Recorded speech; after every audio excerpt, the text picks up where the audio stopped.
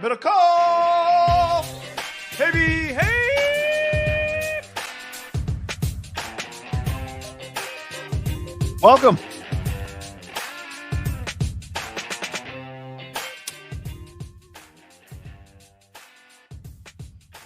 You don't have to wait for me if you got something you want to say. That's just a great line. There's only 3 things in life you can be sure of: death, taxes, and Ocho is going to be open. Do you know that Ocho is a soccer analyst? Yeah, only because I saw him like 2 weeks ago on Fox. And when you look at him, you think he's built like a soccer player. At least maybe now he's slimmed down a little since his NFL days. Eats McDonald's every day. That's right. I saw him and I legit, like, if you weren't really looking, you'd just think like that was some soccer analyst, you know? I stumbled upon him one day. He's very passionate. Like he was screaming at one of the other analysts and bet them a month's salary that he was going to be right, whatever his take was. Oh, him and Skip? Yeah. Like Alexi Lawless's cousin or something, you know? Alexi's always mad. I'm glad the internet has come to Shannon Sharp's defense, you know? Do you know what's so stupid? As if anyone, like, you know what? Somebody needs to stand up to Skip Bayless. It's like, yeah, everyone's been, quote unquote, standing up to Skip Bayless forever. You know what pisses me off about that is I had to run some errands this morning, and I just have Fox Sports Radio on my car. Yeah. And they play that like on Sirius XM on channel 83. That plays before Coward comes on, just the TV simulcast. Mm-hmm. And if you just listening, because it was just on. And you would think, I bet Shannon and him, they were laughing and joking. You're like, guys, it's a television show. Like the whole Acho thing, like all these people are attempting. Now, both of them, the Twitter thing doesn't lead to ratings. Like whenever I see the numbers, like no one's watching, but that's what they're trying to do. It's not like, it's like the disrespect of Shannon. It's like, guys, what the fuck are you guys talking about? And I see so many like credible like writers and stuff. Like Shannon doesn't need your defense. He's good. But again, that's the whole show is based on this stuff. It's an arguing show. It's all fake. The whole thing's fake. You don't think that Skip is a diehard Cowboys fan, John? I do kind of think that he roots for the Cowboys just because he's so, it's his stick. Right. But I don't think he could separate. I do think he authentically roots for them in the same way that Acho authentically rooted for Tua on Monday night so that he could be right. Yeah. Tua went 3 of 17. And as you tweeted, it looked worse than the numbers. Did it finish 3 of 17? Maybe he was a little better. No, he finished like 10 of 28. Better. Yeah, he was better than 3 of 17 in the end. But here's what I give Skip credit. He's a businessman. He picked the Cowboys. Emmanuel Acho writing like the Tua. But that's my point. Is Skip picked the Cowboys. Like that's the proof. That's all the proof you need. Yeah. Although I bet Tua, not bad for clicks probably for a period of time, but there's an expiration date on that. It'll die fast. Yeah. I'd say it's dying these last 2 weeks hard. You know what you should have done is what I did today, which is I've just spent the whole day. It's Tuesday afternoon, not Thursday yet. Niners play Thursday against the Seahawks. It's Tuesday afternoon here in the Pacific or Arizona time zones. It's later in the Eastern time zones. It's evening there. So if you're listening to this podcast after the fact, great to have you. Hit that. I guess there's really nothing you hit. You're probably already subscribed. Maybe if you're not already subscribed. I live in West Coast time though, guy. I heard Windhorse is like, I operate in East Coast time. He's based in Omaha. Yeah. I really like, if I get up at 7:30, I'm like, I'm actually getting up at 6:30. Good. You're ahead of the game. Changed my life. Yeah. You're ahead of the game. But then you realize Wall Street's still 2 hours ahead of you, but still you're ahead of the game. If you're watching this on YouTube, great to have you there as well. Subscribe, like the video. I've spent all but about 30 minutes of my day listening to Mike Leach stories or watching Mike Leach videos today. I don't know if you've consumed a lot of it. We have a lot to talk about today, especially from an NFL standpoint, but I got to tell you, man, the Mike Leach thing is... you want to just do the ads and then dive into Leach and then get into the 49ers? Because I have some thoughts on Leach too. Yeah.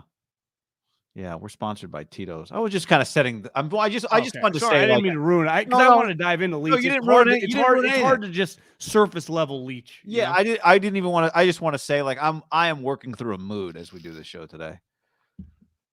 And I didn't know Mike is what I'm just like I've just consumed. When you consume so much of somebody just died, it's It just puts you in a weird spot. Yeah, it's tough. I'm kind of there right now. But anyway, we are sponsored by our friends at Tito's Handmade Vodka, John. Numero uno. Whatever you're drinking, wherever you're going, hosting a party, bellying up to the bar, Tito's Handmade Vodka. That's what you need. I might need one after ruining the mood there.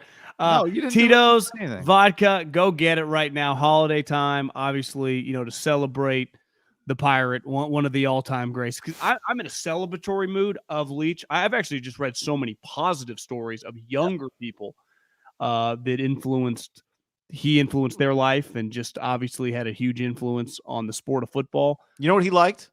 Not even kidding. Tito's tea. That was his drink? It wasn't his. I don't think it was his own. I've heard stories where he would roll in with a Tito's and tea and like a tea. Sweet tea or like iced tea? No, I think like hot tea. Hot tea. Wow, might have to try that. Although now that you say that, maybe it was a cold tea. It was relayed to me secondhand, so I assumed it was a hot tea because he always had a hot drink. But maybe it was just a Tito's and iced tea. Might have been. That would make some more sense, actually. Yeah. So go get your Tito's, holiday spirit. Go to your parties with a bottle of Tito's, with a handle of Tito's. The price point's always incredible relative to the other alcohols. Probably why it's the #1 vodka in America, mainly because it tastes great, but also the price point's tough to beat. And it's one of the great bar calls of all time, Tito's soda. Or Tito's and water and lemon. That'll get you some attention. Yeah. Well, when I posted a Tito's water and lemon on IG story last week, I got several people replied to me, or as a reel, and said, "Oh man, like that'll put some hair on your chest." It's actually, the beauty of it is you can completely regulate. It's so easy to just add water, or then you add some Tito's, then you add some more water. That's a very easy drink to kind of regulate what it needs a little more of or whatever. So it would only be water or Tito's. That's all it could need more of. Pretty easy drink. Also, the Tito's and ginger, great. And if you want to spice something up for the holidays, go to the Tito'sVodka.com website. They got all kinds of great recipes there. Tito's, distilled and bottled in Austin, Texas. 40% alcohol by volume, namely 80 proof, crafted to be savored responsibly. We are also brought to you by, and I just got a great email today, John. Are they about to send us some food? We're about to get a bunch of free ButcherBox. Now, you can't get it all for free, but you can get something for free. You can be like us. Fill in yourself and your fridge and your family's fridge with ButcherBox, and you can get some free ground beef for life when you sign up at butcherbox.com/ham and use the code ham. Help us be good partners. Okay. Partners, keyword there. Support the show. Butcherbox.com/ham. Use the promo code ham. Get free ground beef for life. Go there right now. Chicken, steaks, ribs. Once send us lobster tail, ground beef. Obviously, you get free ground beef for life. Go check it out right now. ButcherBox delivers to your house. Very easy, all across the continental U.S. Can't beat it. Convenience, easy, fresh, good food. Feed an army with these guys. Yeah. That's well said. Exclusive member deals, so you can save on your you can save big on your favorite cuts. If you know exactly what you want, you can get exactly what you want from ButcherBox. If you're not sure exactly what you want, they've got curated boxes, kind of set, and they'll send you the good stuff. Free shipping in the continental U.S. No surprise fees. This holiday, make it better and tastier with ButcherBox for a limited time. All our listeners, ground beef for life, plus $10 off for your first order. Sign up today, butcherbox.com/ham, code ham, $10 off your first box, and ground beef for the life of your membership, butcherbox.com/ham, and code ham. Double whammy, butcherbox.com/ham. You can be like Kyle Shanahan, quarterback at the line of scrimmage. Ham, ham, ham. That's what they're always yelling to change the play. They want to flip the play. They just yell, ham, ham. Listen next time. Yeah, they're doing the horns thing. Listen next time, and you'll hear them yelling ham. So, ham, ham, ham, ham. Pretty sure it's what they're yelling anyway. Butcherbox.com/ham. Mike Leach. If you're not following that story, which is probably hard to miss if you've been consuming sports, but he died Monday, 61 years old. And there's been a great mix. To your point, there's been a great mix of like heartfelt, loving messages and just amazing stories. Mike Leach is incredible because he's a revolutionary football coach, but he's even a more storied person. And there's a million stories from Lincoln Riley and Kyle Whittingham and him were very close. Did you know that? I did not know that they were close. No. But it makes sense. I mean, Leach went to BYU, right? Kyle's a BYU guy. Oh, Both yeah. just real dudes. That's the other thing. I But think him and Lane were pretty good buddies because they knew each other through Monty. I think Monty and him. I heard Lane ask the question, and Mike was asked about Lane. Like, it's obviously they became in a weird way rivals with the Mississippi State and Ole Miss thing, but I think they had known each other for even before. Because remember, they coached each other against each other in the Pac-12. yeah, But they knew each other through Monty. I think when he was at Texas Tech. gotcha. Interesting. Wait, where was Monty? Well, he was in the NFL, but I just mean Okay. He was through coaching circles. I remember stumbling upon an interview where Leach talked about Lane. Like, they're supposed to be like hated rivals, but I actually think they liked each other a lot. And Lane gave a good they put something out at Ole Miss today. Yeah. Did you ever go through a Leach school when you were scouting? I did. I went his first year at Washington State, and my brother's good buddy, Stevie Hofert, was on the team. So, what was his name? I did briefly.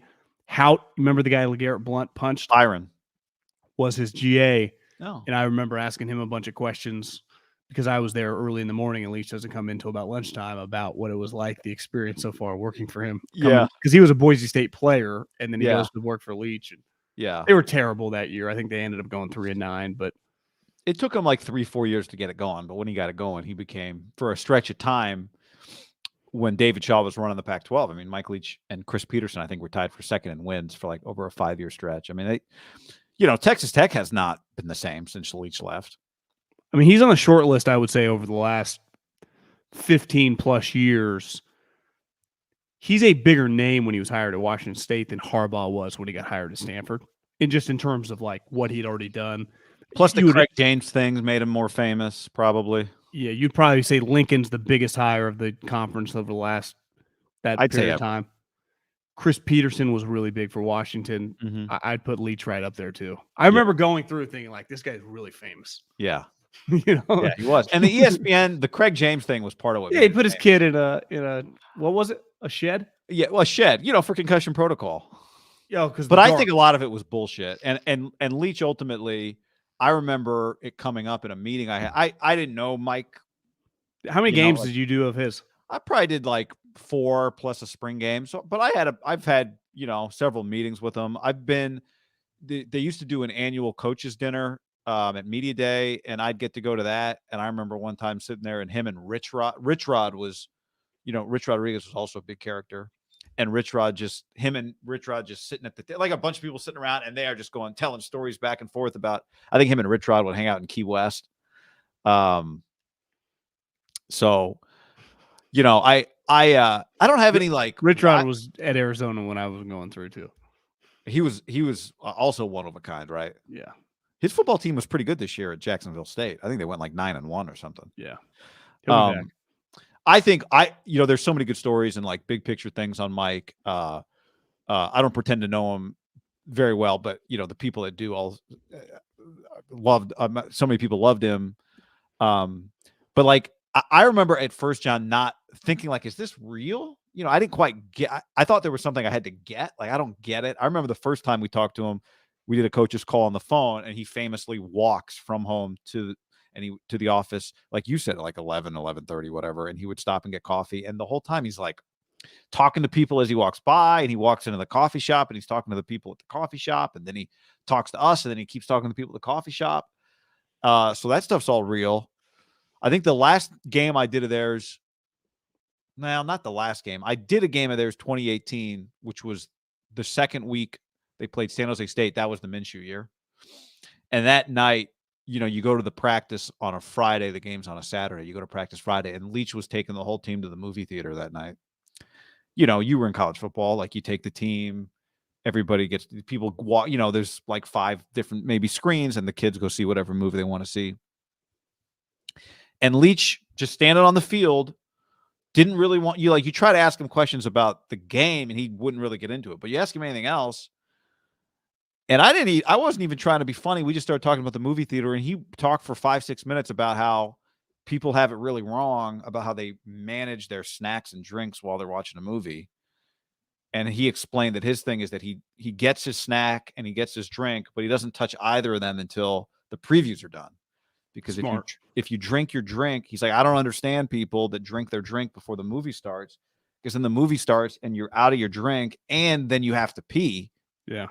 Like an hour into the movie. So he thought that he was very adamant that you had to, he just had I mean, it was incredible. He didn't just have a superficial take on everything. He had an in-depth opinion with like real knowledge on everything. He was, I mean, his mind was just incredible. Honestly, and he was very funny. Yeah. I mean, he knew he was funny.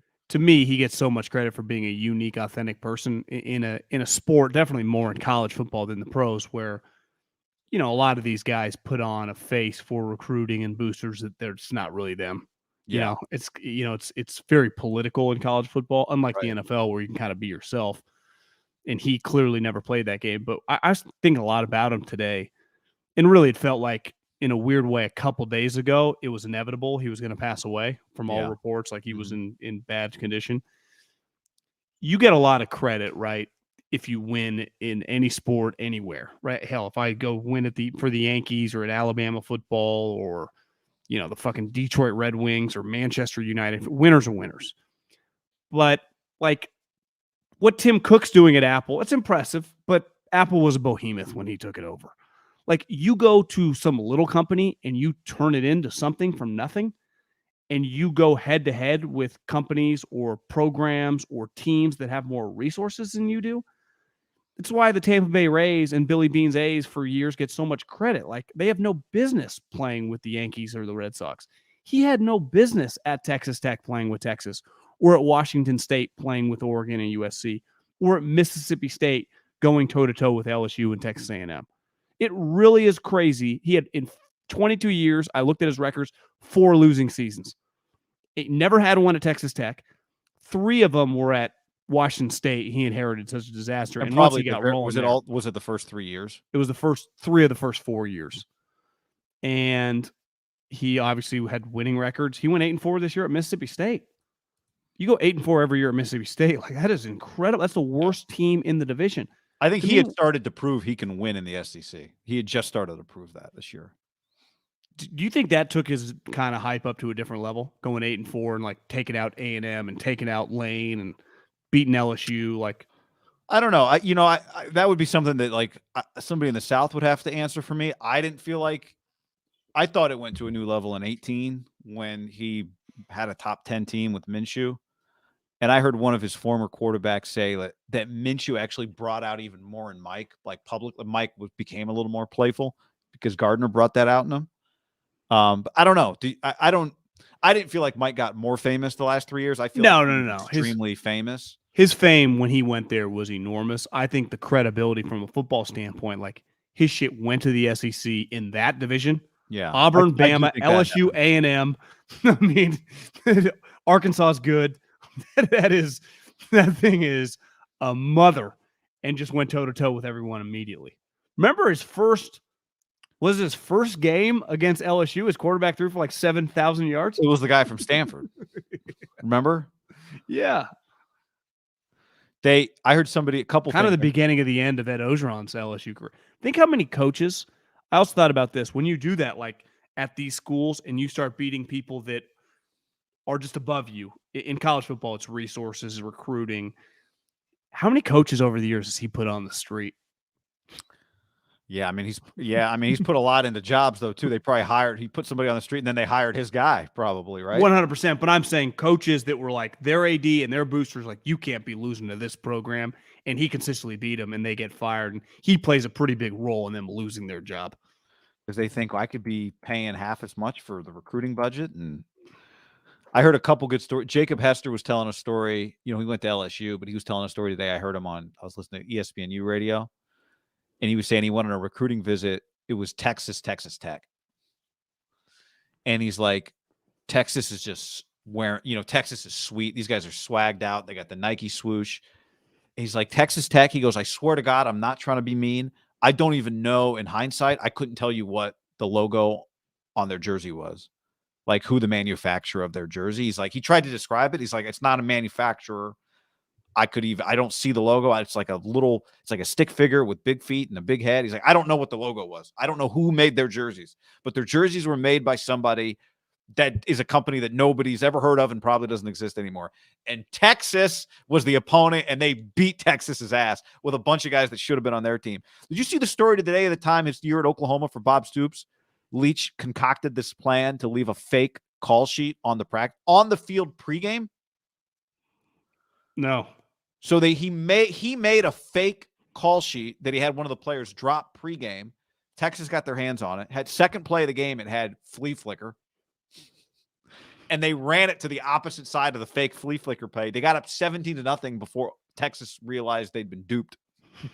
So they ran all the plays, but the opposite of what it said on the sheet. Yeah, or they either ran them to the opposite side because it had to kind of look like the play, or they just didn't run it, but they knew where the defense would be. Yeah, it had been pretty cleverly. Leach did that to them.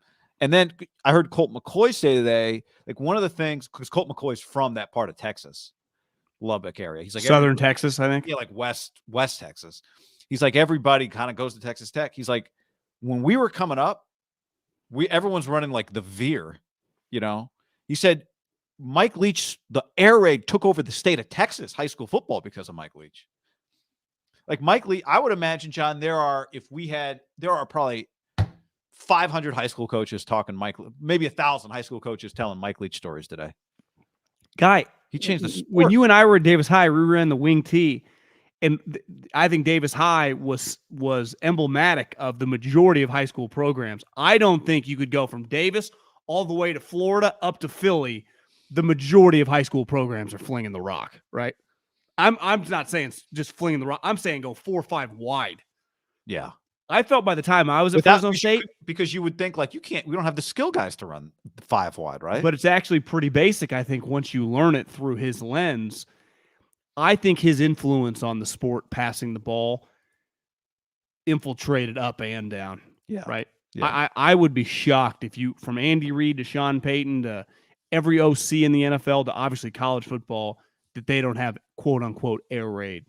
And in a weird way, he's his own guy, but like I thought about it this morning. He did leave the country, Lincoln Riley, who's a Texas Tech guy who was a quarterback for him that he said you should coach, and then he coached for him for what? I mean, almost a decade. Lincoln like stormed out and then came back the next day and said, "Okay, I'll coach." Wasn't he on his coaching staff for a long time? Yeah. Yeah, and the guy that just got hired at North Texas, Eric Morris, was a receiver for him on those really good Crabtree teams. Make fun of Kingsbury, but I mean, Kingsbury became an NFL coach. Yeah, Kingsbury was a legend. Welker's hit one of his guys. I think Welker would be an OC sometime. Amendola. I've heard Amendola has very good. I heard Chris Long said that him and Amendola used to go to music festivals, both known as like party guys. And Chris Long didn't know him, but Amendola obviously knew Mike. And they would call, like, they'd get really drunk and just call Mike. And Mike would just stay on the phone with them for an hour, just entertaining them. As they were on drugs and high? Yeah, as they were just doing God knows what. Leach would just tell them stories. I guess, so the air raid takes 3 days to install. And the way the stories I would always heard at Washington State was they would install it for 3 days, and then they would just do the same 3 days again. And once a week at practice, they would only run what they called the 6 route, which was play 6, just 4 go routes. That's it. 4 goes once a week. So once every 5 days, their practices were all verts, all game, all day. We're like, yeah, this is my favorite day of practice because we just run 4 goes every day at practice. That's the whole day at practice. That's all we did once a week. 6. That was Mike's favorite play was 6, 4 verts.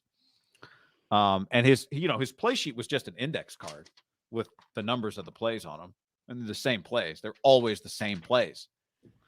Because I heard a story. He would just do a little check mark next to each play. There was one game, one of the plays he marked off 22 times. They ran the same exact play 22 times. Well, isn't that speaks to the programs that he's at are constantly playing teams with quote unquote better players. Yeah. 2, without the talent and with a pretty basic offensive philosophy, he constantly won. Like, it is kind of crazy how it worked consistently his entire career for 2.5 decades. It's nuts.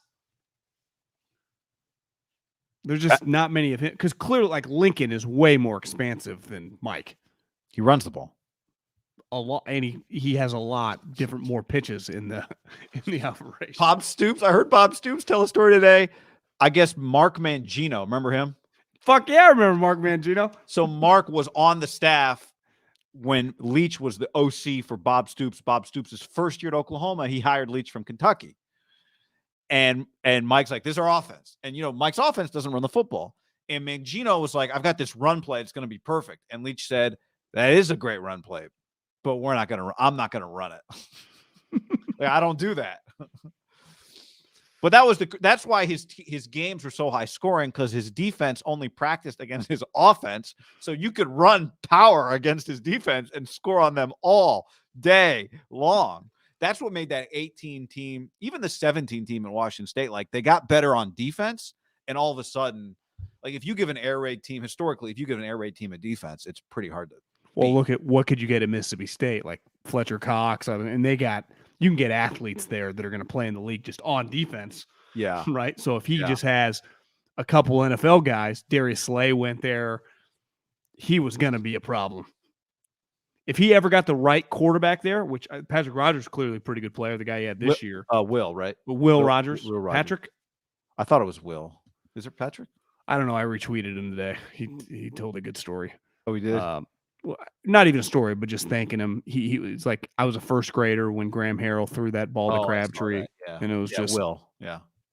And you start, whenever you see some of that stuff, it always puts in perspective. Like, God damn, I feel old. That's the beauty of being bald. You never go gray.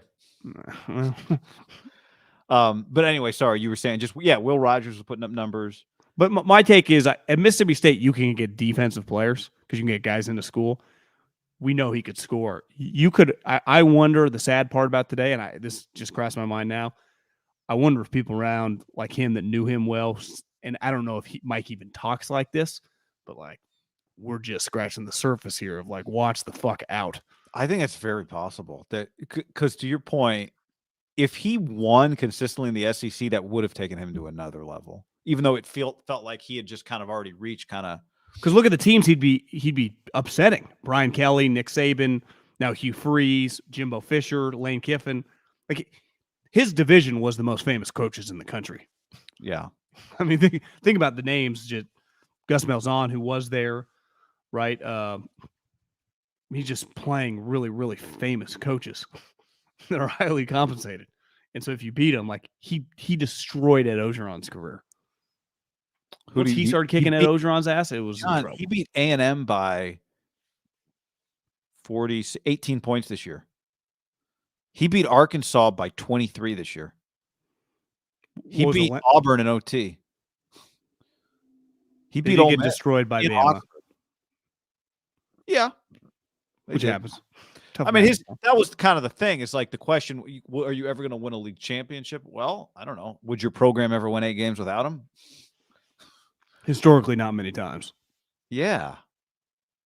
So, the fat little girlfriend's rant. Did you listen to that one today? I'd forgotten about that one. Yeah, I mean, I didn't, but I remember it. It's so good. We just need more people that just say what they believe. It's a lost art of human. There were times where he would like just totally rip his team post game. Like he would call his guys soft, and he would just say shit. You'd be like, God, I don't need to take some accountability. But he was the same guy all the time. I mean, Did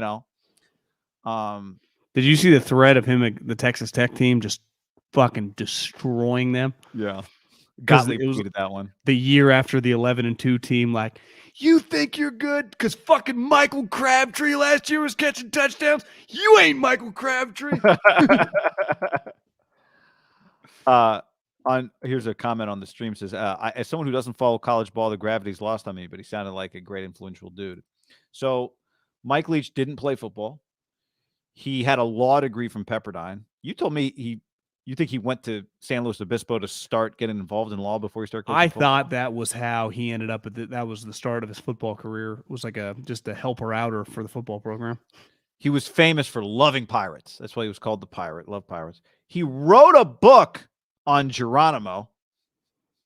Wrote a book. Didn't he have a big pirate in his office? Had a big pirate in his office. could talk about any subject. Like, I think the most basic, impressive part of his humanness was like he was not. There was a story that he had a guy was at a practice one day, and somebody was like, "Who is that? Some big booster? Like, am I supposed to know who that is? Who is that?" Turned out it was a homeless guy that Leach had met outside the stadium, and Leach had invited him in to watch practice. And people thought like it was like some booster, or nobody knew who it was. Just Leach, because he walked, met some homeless guy, and invited him into practice. And that's Is it Wazoo? Is it Washington State? Yeah. Crazy. So anyway, we could go for hours, but there's a lot of great Leach content out there, even if you didn't know the man. The Friday Night Lights scene.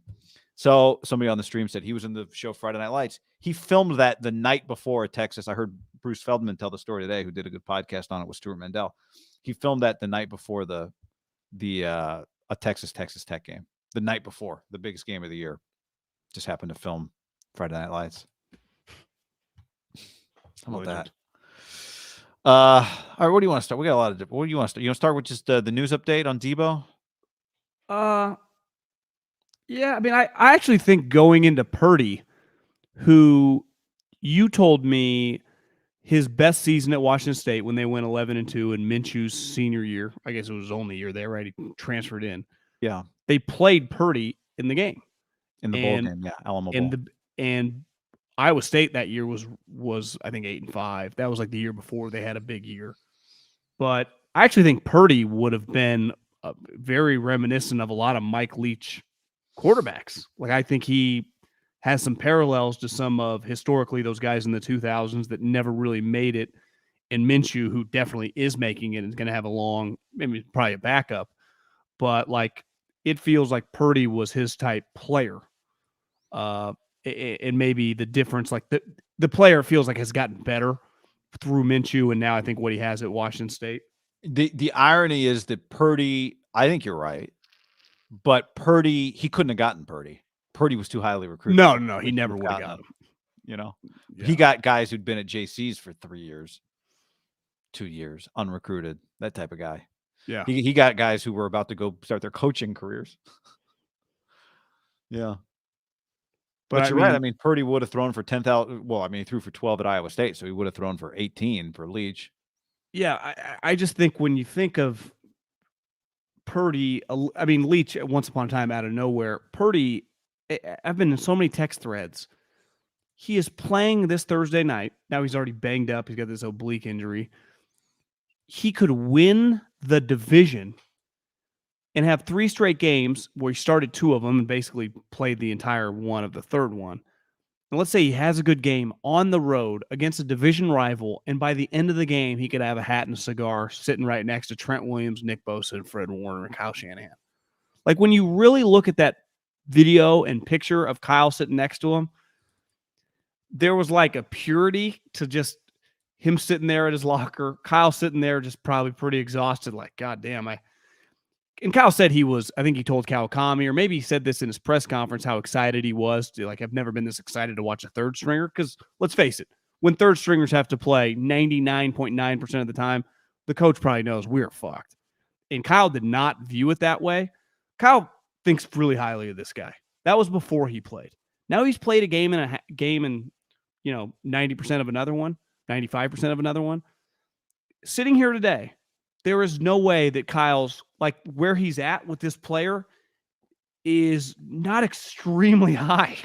I mean, Trey Lance has never been this high in Kyle Shanahan's mind.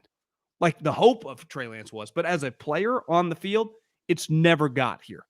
And now he has the chance to win a division as the starting quarterback. Now, when you're the quarterback of the Niners, it's not like you're doing Patrick Mahomes, Josh Allen things, but he kind of did in that game the other day. Throwing fucking dimes. The play that you said to Deebo, I rewatched the other day. I mean, that play was incredible. Like, he made some throws in that game that were like, and did you see Brian Baldinger's breakdown? Like, these are football nerd people, not, oh, you're just fanboying out. I don't care. If Brock Purdy sucked, I'd tell you. Like, Brian Baldinger's like, what is this? Football people are like, this is pretty crazy. The players were trying to tell you.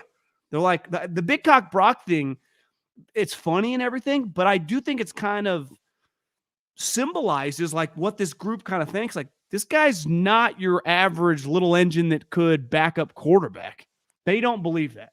And then he validates it. And now he's in a position, given the short week, for it to like, he could have one of the craziest starts I've ever seen in NFL history, 3 games in, for a guy that started the season as a third string quarterback. Like, this just doesn't happen, guy. For a guy with a $77,000 signing bonus. I did the math. Trey Lance is the 3rd overall pick, got $22 million. Trey Lance's signing bonus was 285 times the size of Brock Purdy's Mr. Irrelevant signing bonus. Honestly, if you'd asked me what does the last guy in the draft get signing bonus, I might have gone lower than 77,000. 77,000 is not a lot by NFL standards, though. I do think if you're an undrafted free agent, they've capped, like, I think it's like $25K. So when people say it's better to go undrafted, it's like, well, I mean, it's worth another $50,000 to be the last pick.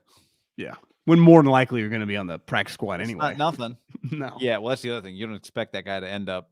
You expect to be paying him to be on the practice squad. No, I mean, look, we can talk about the big picture, but in terms of what is in front of him in 48 hours on Thursday night, he's going to Seattle to do this.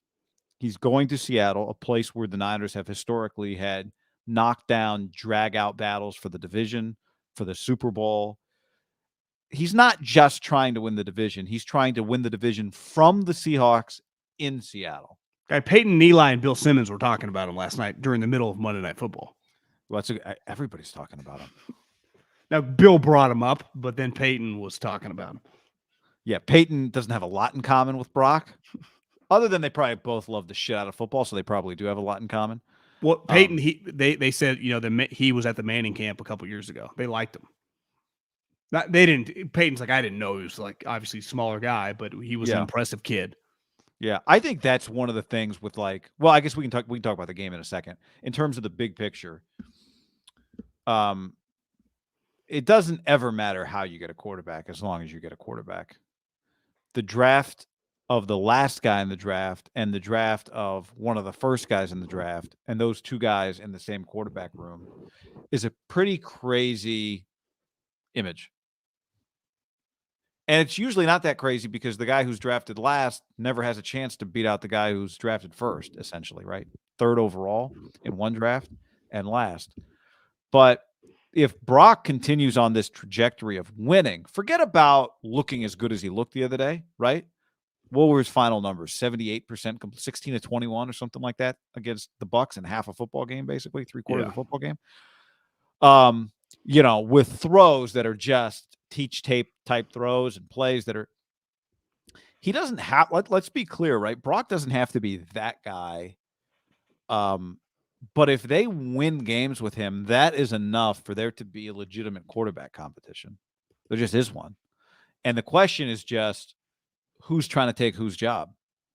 Because if this thing continues like this, it's Trey trying to take Brock's job, not the other way around. That's a fact, Jack. Here's what we know for this is a fact. Trey Lance will never be just scholarship the starting job in the offseason like 2022. That's never happening again.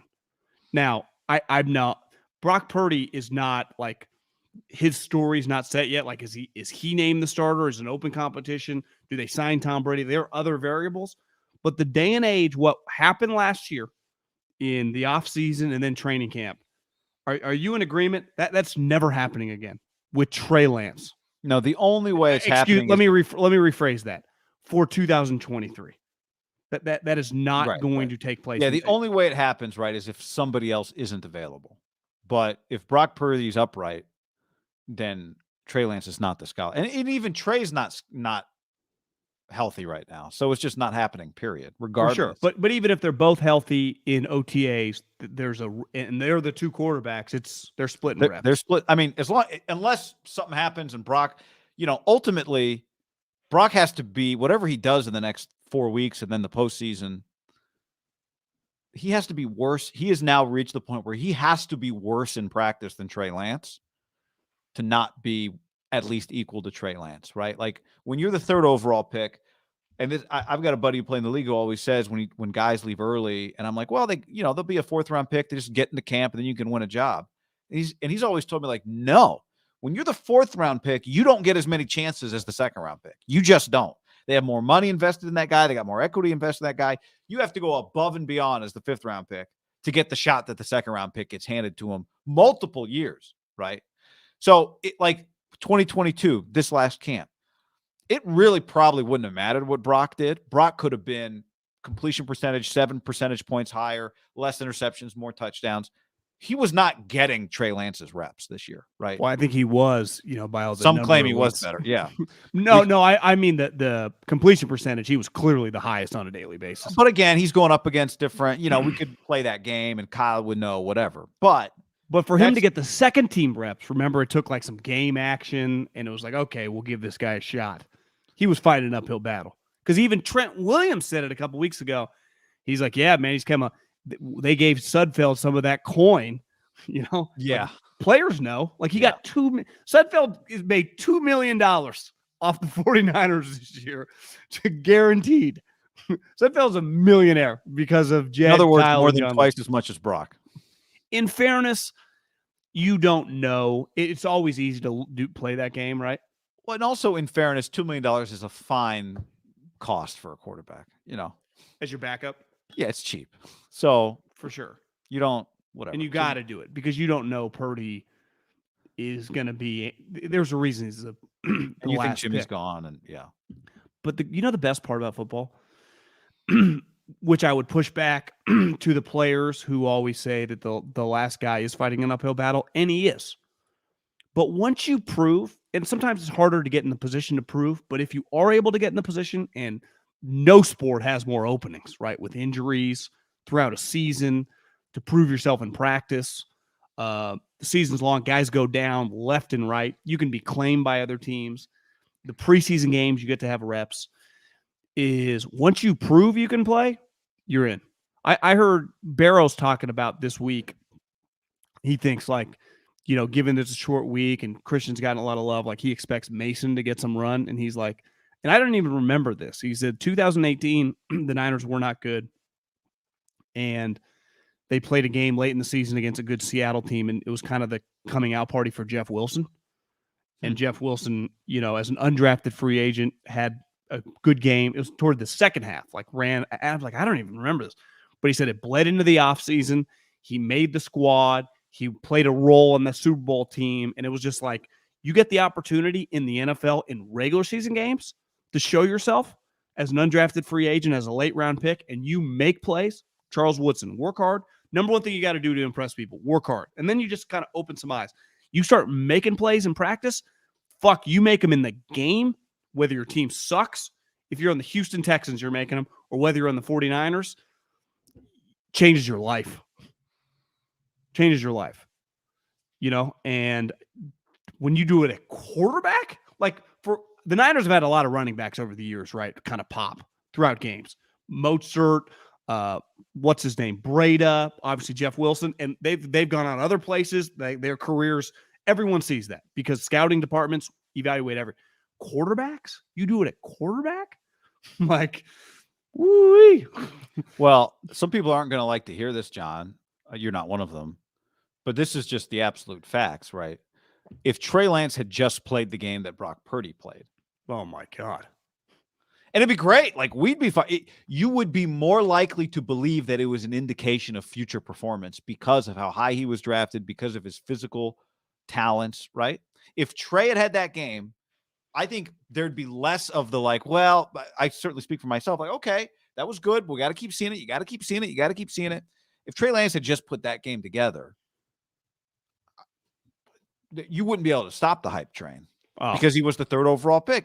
Pick a guy. If Zach Wilson had debuted with that game.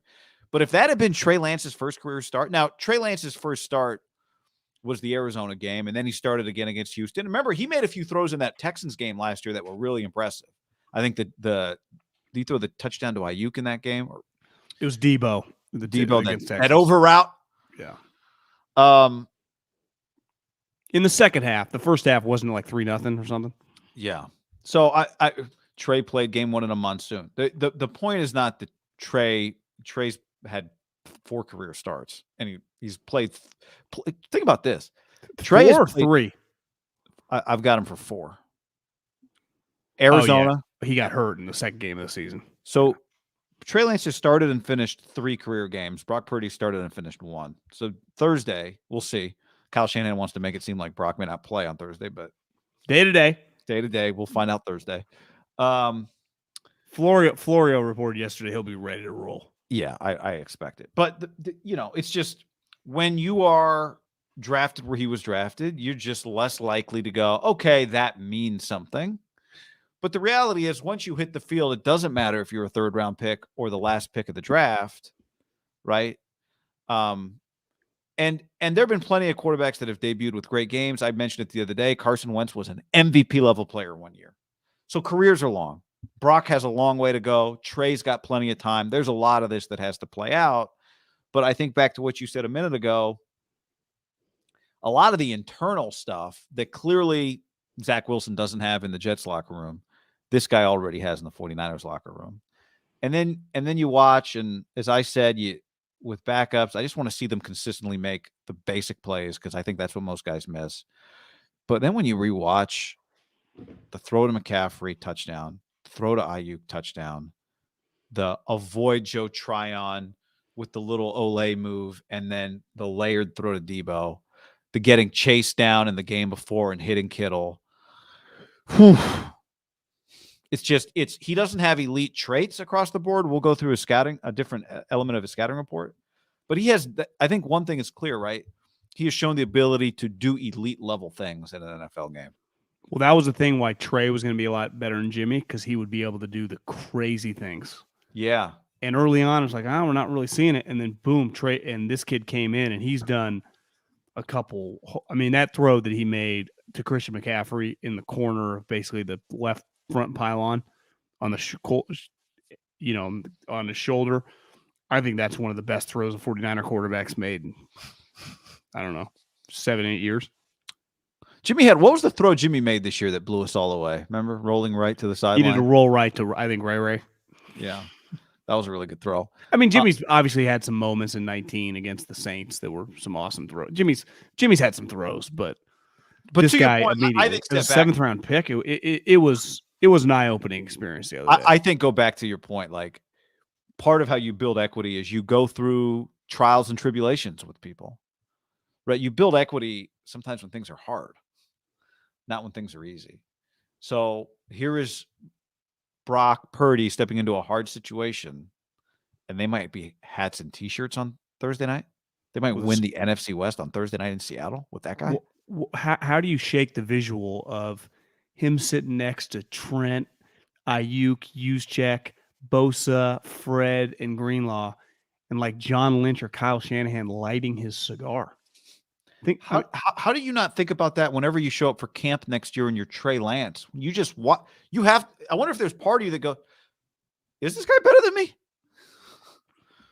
They love him. My teammates, he's my teammate too. Everyone loves him. And holy shit, like I played, like I think it's not that easy, but now he can't possibly make it look as easy as he made it look the other day. But Tampa's defense is better than Seattle's.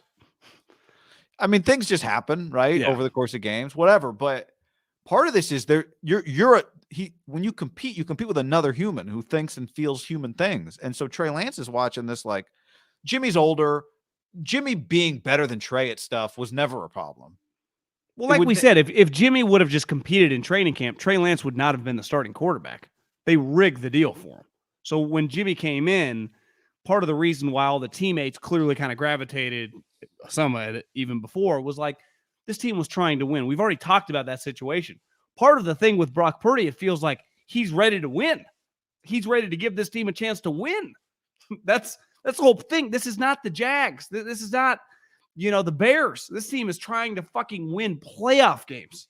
Like that's the only thing that matters with this squad from the jump. Win playoff games. This isn't a Super Bowl or bust team, but when the season started, it was the goal is to win playoff games. Get to the playoffs, win playoff games, right? That's why it got weird immediately. It's like, well, there's no 8-9 ain't going to be tolerated. Not after you just won multiple playoff games and won double-digit games. And we were going to practices like this team's better than last year. Yeah. But we just thought the recipe was all the quarterback had to do was just not screw it up. But then Purdy made plays in a blowout. how do you manage that in a higher pressure situation, 1-score game, that type of thing? That's something we'll see. I mean, but the Dolphins game was a He pressurized. came in 7-0. Yeah, the Dolphins game was a pressurized game. No, you're right. Fuck yeah. Sherfield, and that was it for them, basically. Why does McDaniel and Kyle now? They're all good. I'd take all 4 of them, but they're like, yeah, we don't really need. I guess the Niners do have Jennings, but they're cool with our 2 starting wide receivers, 6 feet and under. We're cool. Size, Kyle, you're taller than Mike Leach in them. Yeah, there's something to that. Yeah, Tyreek and Deebo. These guys play bigger, but yeah. Thursday and the rest of the season, Brock Purdy's playing more for than just this year. Yeah. No one's debating that. Somebody in the chat said this is RG3. There was a good little thing in the chat. I lost it, but somebody said this is RG3 and Kirk all over again. And somebody else made a good point. They said, well, no, it's not. RG3 was coming off a Rookie of the Year. I think it was 25-5 and led them to the playoffs. He was really good. That is way crazier. This is crazy strictly because of the compensation of the trade, right? Not because of the equity he's had on the field, because he just doesn't have any. Besides getting injured. Oh, yeah. And I think it's also just you spend so much time watching Trey and talking about Trey and analyzing Trey. And I want to, again, Trey's got time. Trey needs time. But I think part of what makes it so shocking, yes, the compensation, it just illustrates sometimes how wild this whole thing is. How wild it is that the experts, the guy, when you draft him last in the draft, it means you passed on him at least 5. I don't know how many picks they had that year, but multiple times. They didn't draft him in the 6th. Did they have a 6th? They had a comp 5th. They didn't draft him then. Everybody else passed on him multiple times. He's a rookie this year. Drake, Jackson, Danny Gray, Ty Davis Price. We can running backs. Burford. They sure as hell drafted a lot of players this year. Yeah. Yeah. But you don't get passed on by 31 teams. You get passed on 31 times 7 when you're the last pick. And then also the 32nd team, multiply that one by 6. Well, I remember when the Ravens drafted Lamar, they're like, Lamar's our guy. It's like, you had another first-round pick that you used on Hayden Hurst. We knew value, John. We knew the value. We knew no one else was going to take him. Which you don't play that risk. You don't risk that, right? Not with a quarterback. No. You don't do that. Yeah. They did not know. Nobody. That is what's crazy here. Even Kyle can say, I believe in him. And Kyle did believe in him, but a certain amount, right? Which of course. But think, and this is why what makes, for the most part, the best NBA players are drafted in the top 10 for the overwhelmingly, if you look at the top 25 players in the NBA, they're all high draft picks. Yeah. In the NFL, when you go around quarterbacks, the 2 best guys that are now old and obviously not the best currently, but Tom Brady, we all know one's 99 or whatever. Aaron Rodgers was the 24th pick in the draft. 23 teams passed on him. Yeah. Although that one's a little weird because he easily could have been 1 and the Niners thought. True, but if you're easily 1, but then all these other teams did not view you like that. Yeah. But then you just think of a lot of guys. Lamar Jackson's a good example. In 4 quarterbacks were drafted ahead of him. 4 in the top 10. 1, 3, 7, and 10. He didn't go to 32. Dak Prescott, Kirk Cousins. These guys are 4th-round picks. Russell Wilson, 3rd-round pick. I know he sucks now, but he was good for a long time. Mahomes going 10th. Mahomes, the best quarterback in the league. Mitchell Trubisky went ahead of him. Pretty nuts. So there is no. It's always easy to play that game in drafts in general, but quarterbacks for sure. Because I would say this. It's pretty clear that if you could redo. The craziest part about the Zach Wilson, Trey Lance draft is how fucking incredible that draft was. Jamar Chase, Penei Sewell, Micah Parsons, Devontae Smith, Elijah Vera-Tucker, Rashawn Slater, J.C. Horn, Patrick Surtain. You said Devontae. Justin Fields. Those guys went over Justin Fields, who clearly is still pretty raw, is way better than those 2 guys. You say Rashawn Slater? Him too. Alex Leatherwood. Did you say him? I forgot about it. Najee. The draft in the top 12 of that draft is Kyle Pitts, who's injured now, is obviously pretty sweet. The top 12 non-quarterbacks in that draft were just holy shit. Yeah, I'm looking at it here. It was You said most of them, but I'll read them in order. Pitts, Chase, Waddle, Penei Sewell, J.C. Horn, Patrick Surtain, Devontae Smith, Micah Parsons, Rashawn Slater, Elijah Vera Tucker, Zaven Collins. McCorkle will always be part of the group. But at least I'll say this for McCorkle. I don't draft average talents that high, because part of it's like I see Brock Purdy. Like you can get that in the second, third, fourth round. What's his name starting this week for the Atlanta Falcons? Like Desmond Ridder, decent athlete, decent arm, but like I can get that guy in the third round. You can get two things later in the draft: complete raw products, the dude the Titans have, and then just kind of average physical characteristics. But we've seen Dak Prescott, Kirk Cousins, those guys turn into really, really good starters, right? On teams that if you build the team right, you can win double-digit games every single year with those guys. And I would say those guys are good examples of their character, their focus, their love of football, their work ethic is like pretty unmatched. And I would say Dak,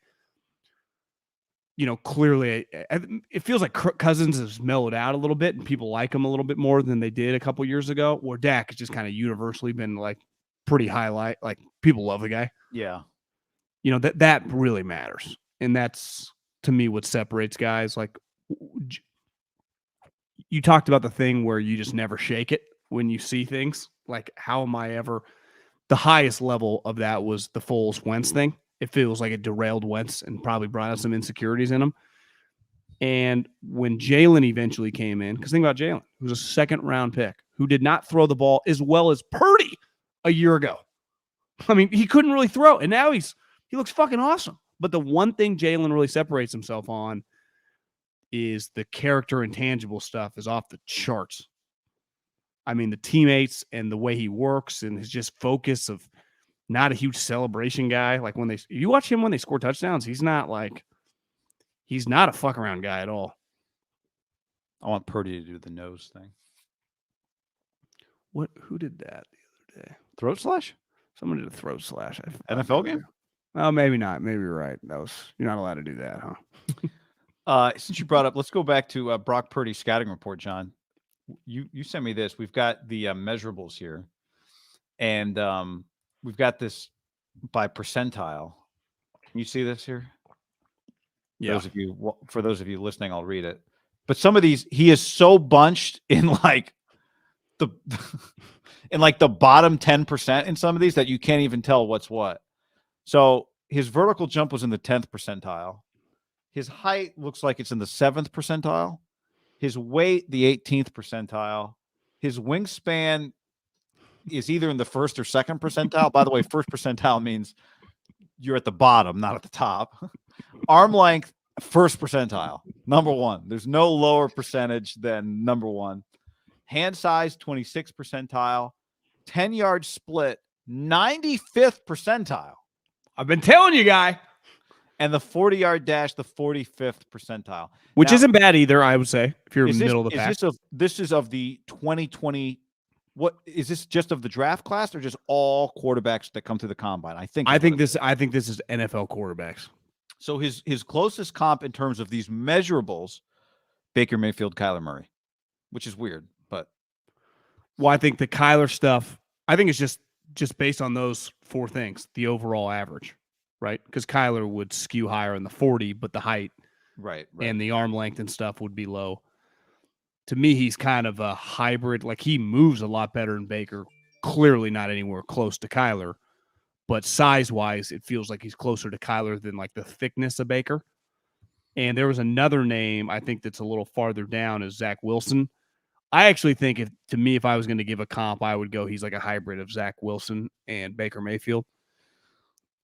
It's interesting. I feel like Zach's arm is 100%. Zach throws it better, but to me, he moves. One thing Zach brought to the table is kind of movement. Mm-hmm. Matt Corral is another guy who's a pretty good athlete who hurt his foot this year. He's been on IR, but because the scouting report of a 10-yard split, it's what the offensive linemen always say, like, why are you making me run a 40? Right? If you look, Trent Williams in the Niners run a movement offense, right, with their offensive line.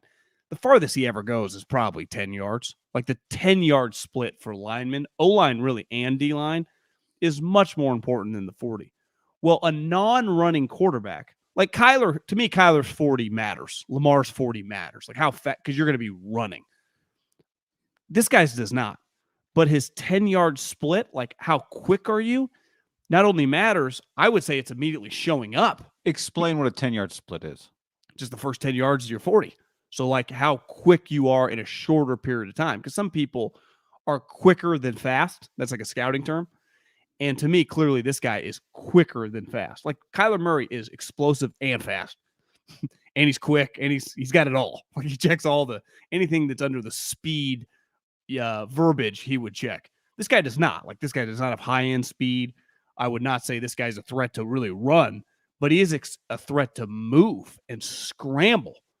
And that to me is immediately shown up in some of his juking out D linemen, running away, but then stopping the pass. What I like about this guy through his 2 games is he knows his limitation. Like when he takes off and he jukes out a D lineman or a blitzing linebacker, he doesn't then try to run, right?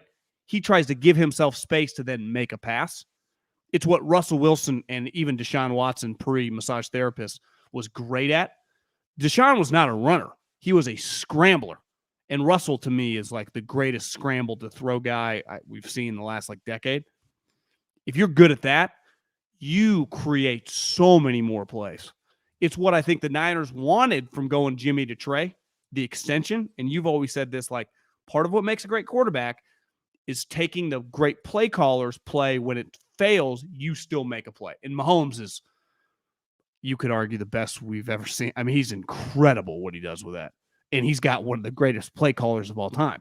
Yeah. Favre was the guy we grew up on that just created Holmgren, who was also a great play caller. And I would say older Elway probably would have been pretty incredible for like Mike Shanahan if he was younger. Right. He was more playing in the offense. And even they've said like the reason we were so good is because we had Terrell Davis. When you can keep plays alive, it's why I think we get frustrated a lot with Kyle, because sometimes his plays just don't work. And then his quarterback can't really do anything. And the last couple of weeks we've seen like, God damn. I would equate it to like a car that drives with artificial intelligence, right? You can, like a Tesla can drive AI or whatever maybe it's not called AI, but every once in a while you're still going to need somebody who can process kind of a real environment to save a car from a particular situation that it hasn't handled yet. That's why self-driving is just, there's so many scenarios that you have to put into these algorithms to get David Lombardi just took one the other day. Do you see him? Yeah, Cruise. Would you go? Would you get in that? I mean, if it's driving around the city at slower speeds, maybe. But I think like the best coaches kind of think, or we think sometimes the best coach, you call the play and then whatever work, like you can manage the whole game from the sideline, but you can't. Like sometimes you need somebody to take over the wheel because there's so many variables. There's 22 people there's 11 people on each side of the football. There's just a million variables that you can't account for. And sometimes you got the perfect play called, but they got the perfect play dialed on the other side. And how do you measure that in a person when you're scouting them? That's just one of those things, job interviews. If you're talking to somebody you don't know, you can put them through, you can give them some personality tests and give them some scenarios. And I can say, all right, here's an email inbox that a manager would have. You have an hour to answer all these emails and delegate. That's cool. But I don't really know what it's like 6 months in when you're not getting any sleep and you're stressed, and you don't really know till you're in the foxhole, and that's where the stuff with measurables are fun and drafts are fun, and it all matters. Like it's all a real way to try and evaluate. I just pulled up Russell Wilson's for those watching, but you don't really know until you're in that spot with somebody. What are they going to do? Wouldn't you say Russell's right there before he sucked this year? That like describes his career? This is just Russell's 2012. This is what this is. Wouldn't you say that those boxes describe his career? 5th percentile in height, or actually less than that. 2nd percentile in height, 5th in weight, 21st arm length. But he was off the charts in some of the not off the charts, maybe 3-cone 74th percentile. Is that good for a quarterback? Yeah, pretty damn good. So that means his change of direction's fantastic. His 20-yard shuttle, going back and forth, is fantastic. vertical jump to me always describes like a great athlete. If you can have a high vertical jump, I mean, his 40-yard dash was fantastic. Like his movement, you just like when you just close your eyes and you think of Russell playing, that doesn't encapsulate how good his arm was, but like the movement shit was elite. Elite would be strong, but like high end. Well, like he's somewhat comparable to Johnny Manziel. For Johnny, it didn't translate to the NFL. For Russell, it did. Russell had a much better arm and just higher level guy. Yeah, yeah. These are humans. We're putting numbers on them. But is there anything here from a scouting perspective in Brock's that would tell you to do anything but draft him in the 7th round? No. I mean, there's a reason. For example, clearly him getting hit in that first play of the game and popping right back up, he's tough, right? To play 4 years at Power 5 at that size and have success, you got to be tough. But like he's already injured, and I think one concern you have with small quarterbacks, and I would say Kyler, the non-contact thing's a freak deal, but like Kyler through his first 2 years had been injured, right? Hamstring injury this year. Last year he got fucked up and missed some games when Colt started against the Niners and lit him up like a Christmas tree. Like he's a guy that if you were able to get your hands on him, let's just say the non-contact stuff never happened and he just never tore an ACL or anything. Injuries are part of Kyler's story. Baker's another guy who's been banged up. Smaller guys do get banged up because the size. I saw a highlight of Aiden Hutchinson today. Aiden Hutchinson's like 6'7", 270. Some of the size of these. Kayvon Thibodeau is huge. These are just rookies. Those guys, wouldn't you imagine Kayvon and Aiden are going to be bigger in 5 years? Like Bosa has gotten bigger. Like these guys, the frames of these human beings. I saw a clip of Balky's first round pick. I think it was either this week or last week. He caused a strip fumble. See that fucking guy move? That guy's 6'6", like 290 pounds. Like when that guy hits, when Brock stands next to Kyle Shanahan, Kyle's towering over him. So to me, that the guy's chasing you, even if you are a fantastic athlete. Look at Russell. I mean, he started to get hit a little as his career's gone because he's not quite as fast and he's much thicker. That it's just when you're just a smaller guy and the size of these human beings are falling on you, I'm sorry, you're just more inclined to get hurt. Well, Brock's got an oblique injury, rib. I just got the alert from Bleacher. Purdy could miss Thursday Night Football. If you watch Kyle Shanahan talk, as we did, it feels more like gamesmanship than Kyle actually believing that Purdy might miss the game on Thursday. Purdy said no excruciating pain, a little sore, more sore Monday than he was Tuesday. He hasn't thrown a football yet. But as you said, just share when Kyle said, we'll see Thursday if he can go, why you're not buying that.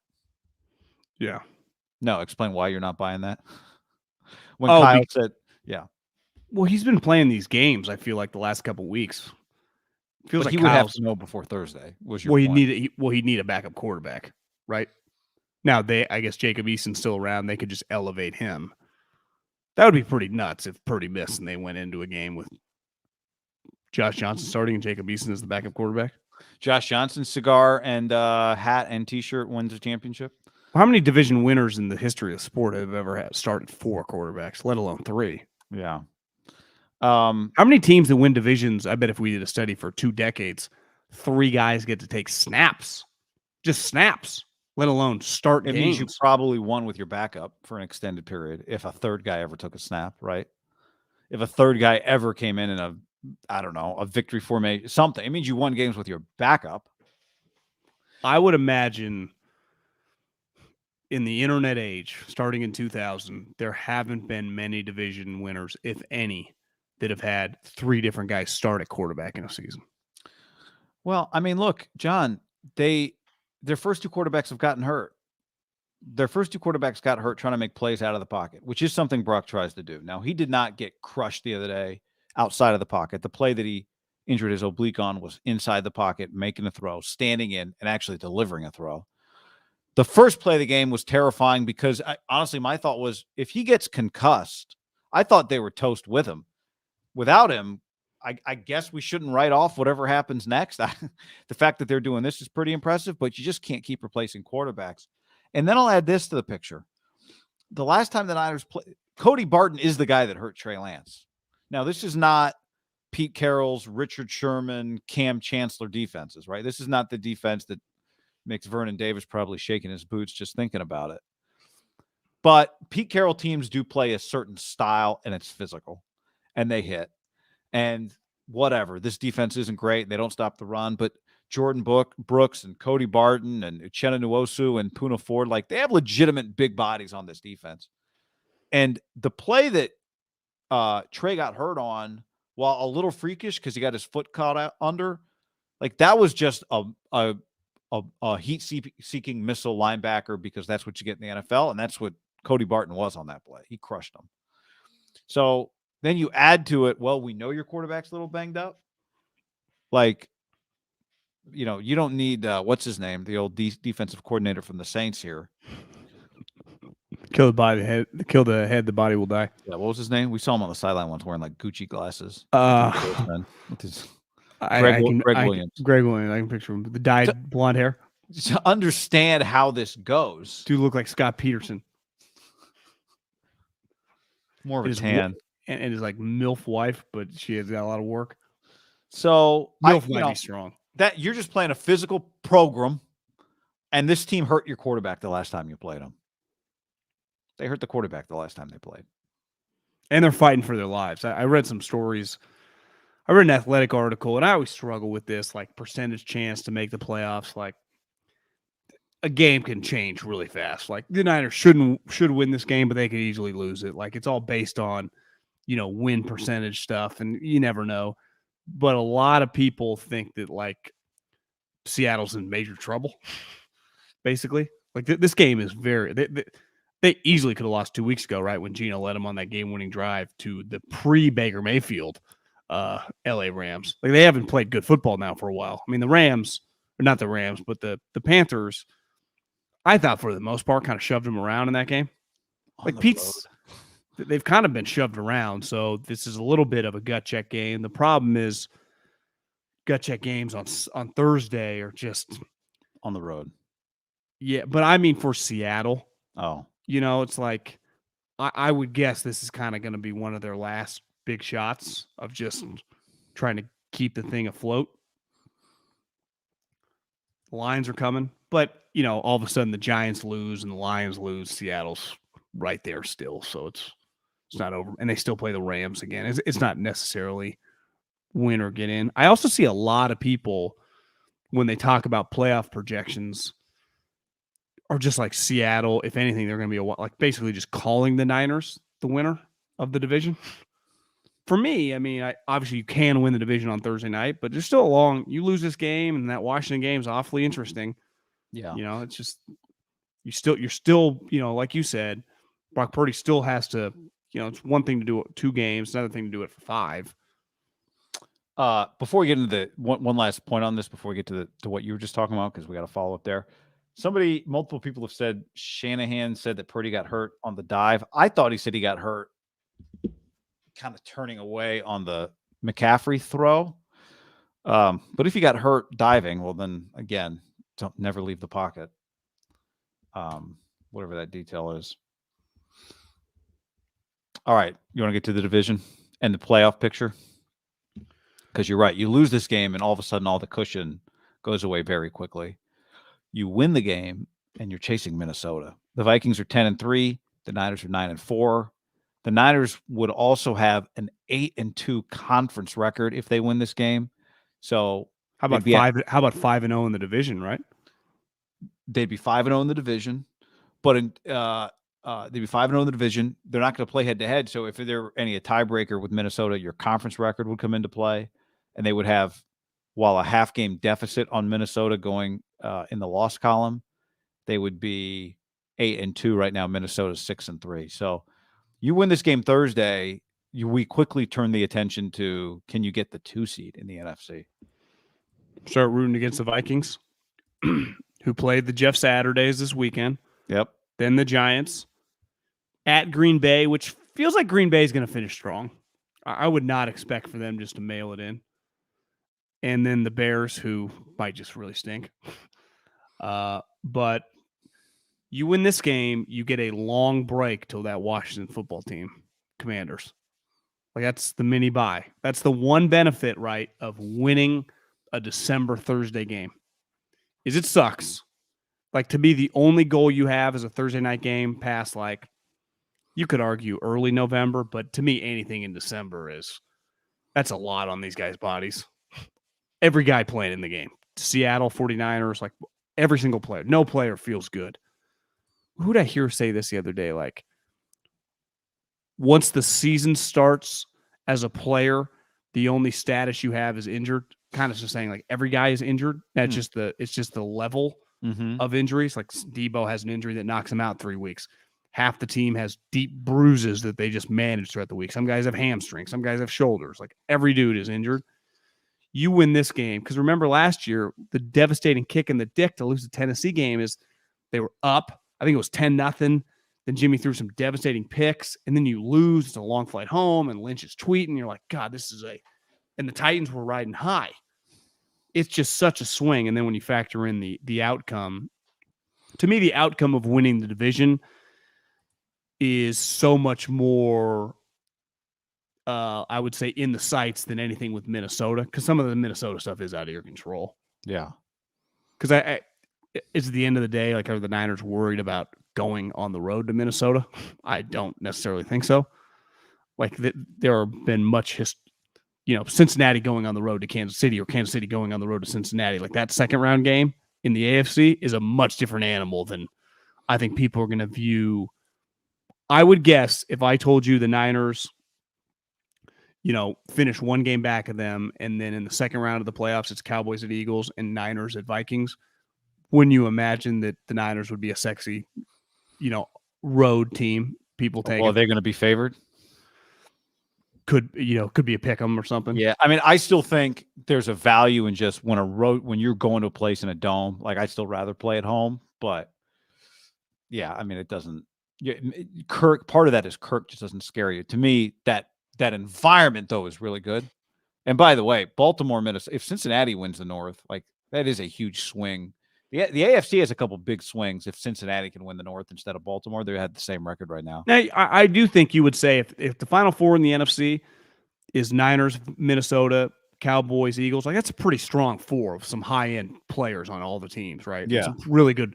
That's going to be, if that's the case, potentially the Cowboys could have a better record than the Niners. I mean, the Niners might have the worst record of the bunch at 11-6 or 12-5. The Cowboys could be 13-4. The Eagles could be 16-1. The Vikings could be, what would it be? 13-4. Like, the records would be pretty good with all four teams.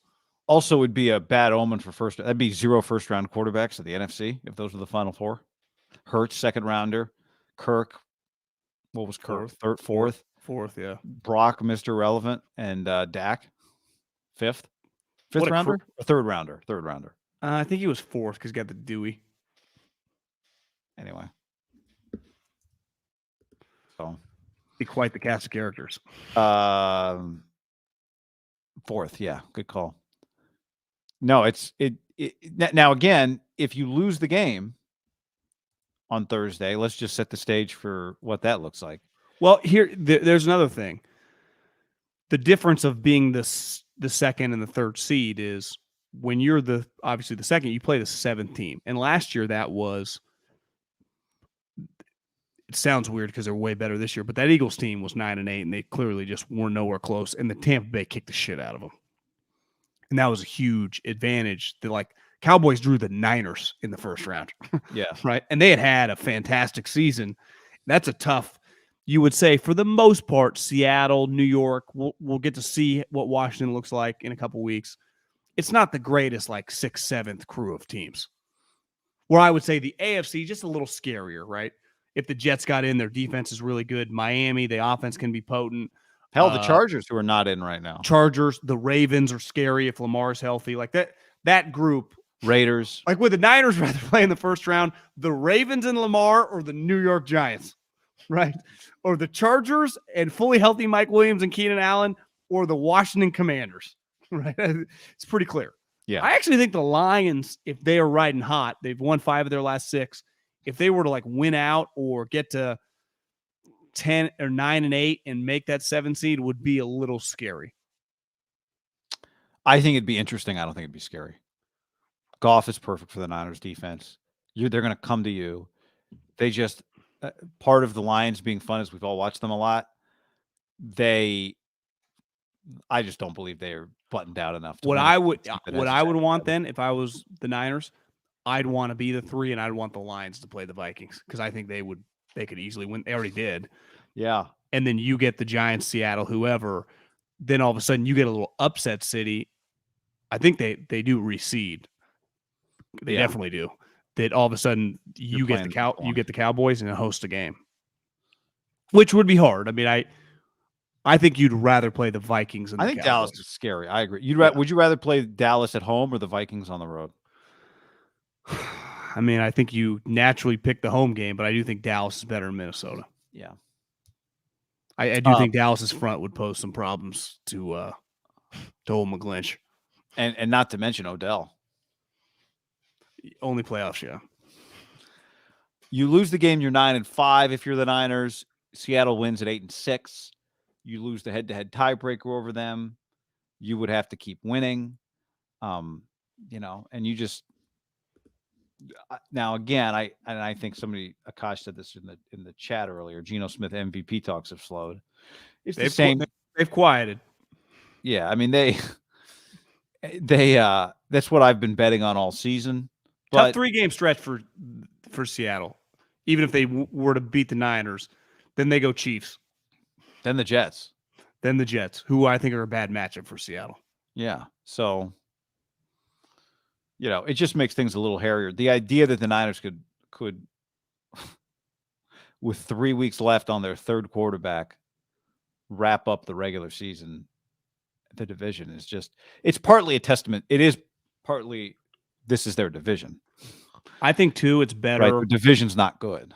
If you're going to win the division, they can fuck around and basically party and get wasted for a couple days. And it's Friday, Saturday. Who even cares, right? Yeah.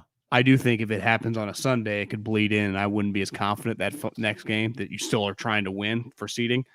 But you can kind of get it out of your system and just come back Monday. We'll work out, we'll sweat it out, and we'll be good, right? Actually sets up pretty perfectly. For the Saturday football team game? Yeah. But I just mean you can screw around for a couple days and it's fine. Yep. Everyone, you can throw a party on Saturday night. No DUIs on the flight back, though. Ubers which would be hard. I could see the Niners beer drinking squad. I don't know if they got many sober dudes on the team playing. Who'd be the designated driver on that team? Well, back in Eddie's day, you didn't have to worry about it. Cops were all paid off like narco style. Well, yeah. I mean, you get a convoy takes you home. Now, I don't know. It'd just be like, hey, Burford, Danny Gray, sorry, fellas. You guys are driving. Young guys.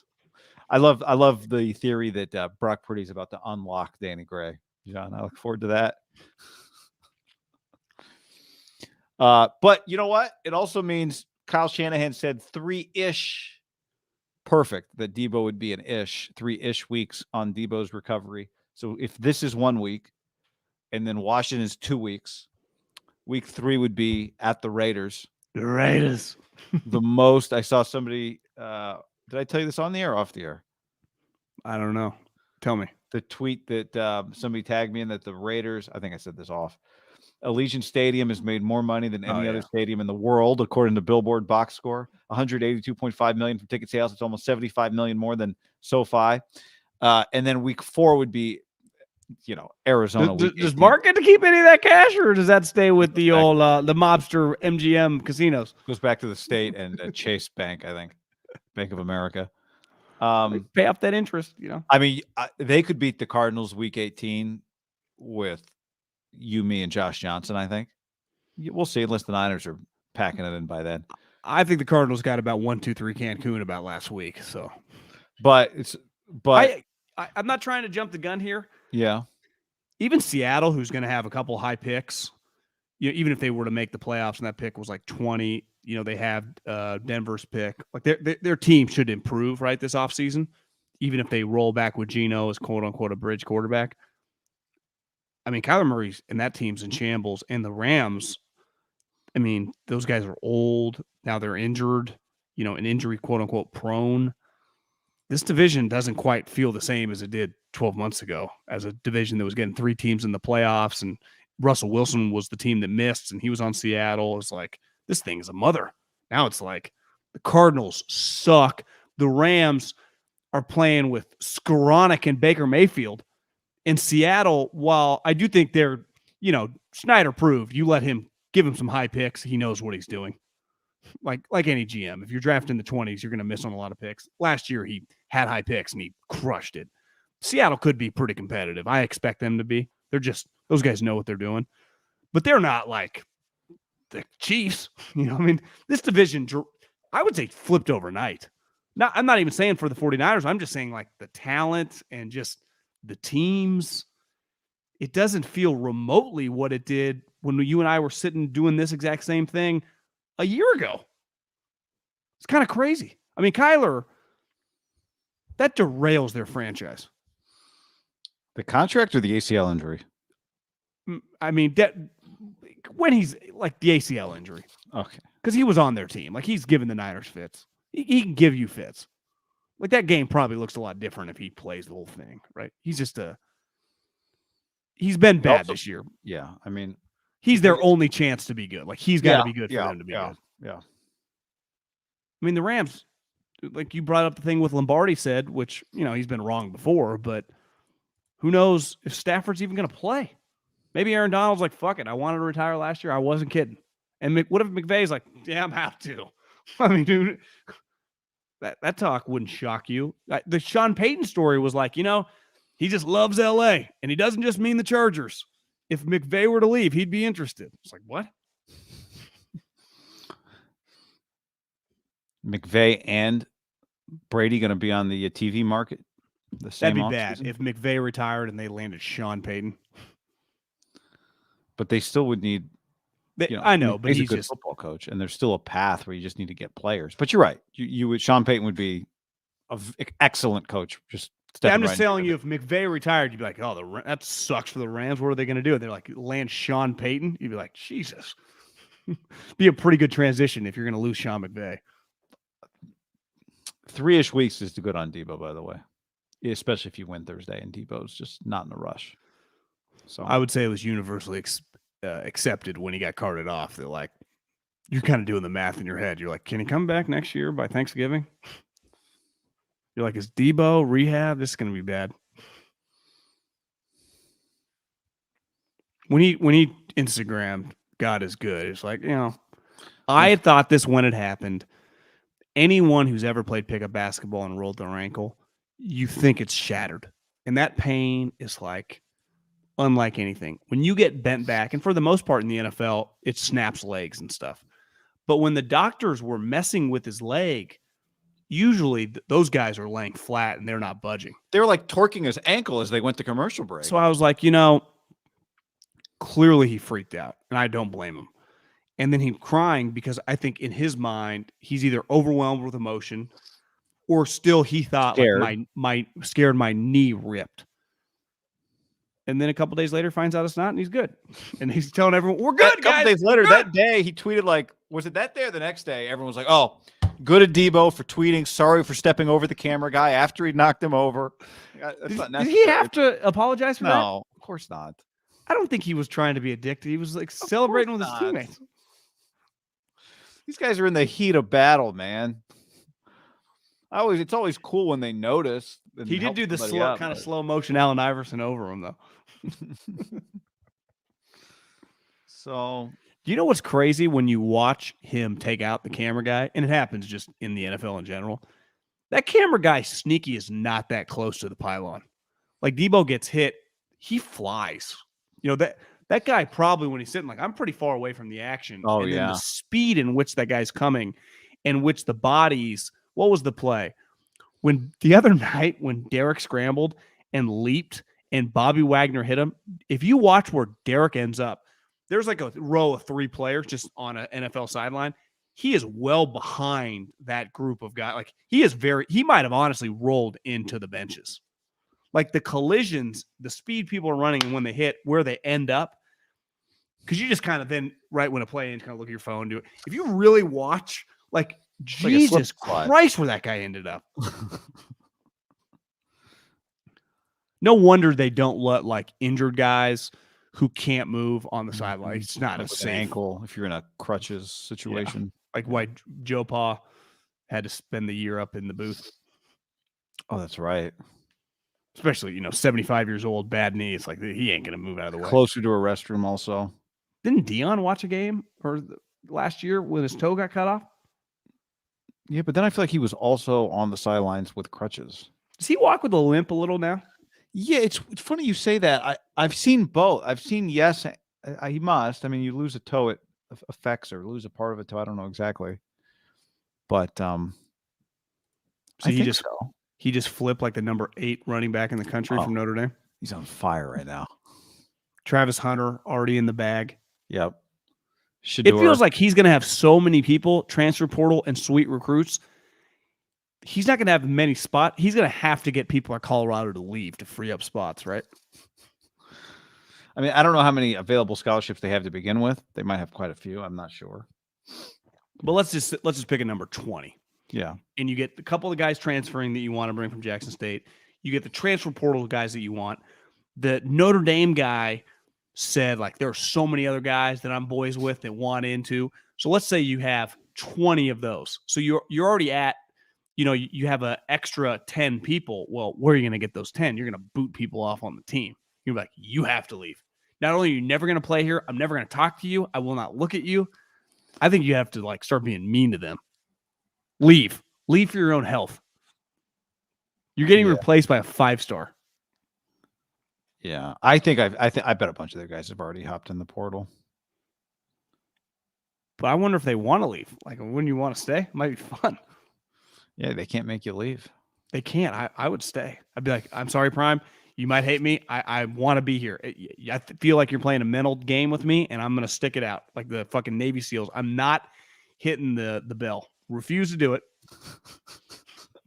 I'd rather play. Dion's going to put you through it, man. Dion's going to put guys through it. I'd rather never play, and if in like 2 years we like win the Pac-12, I can say forever I was part of it with Prime. Yeah. I was one of Prime's guys.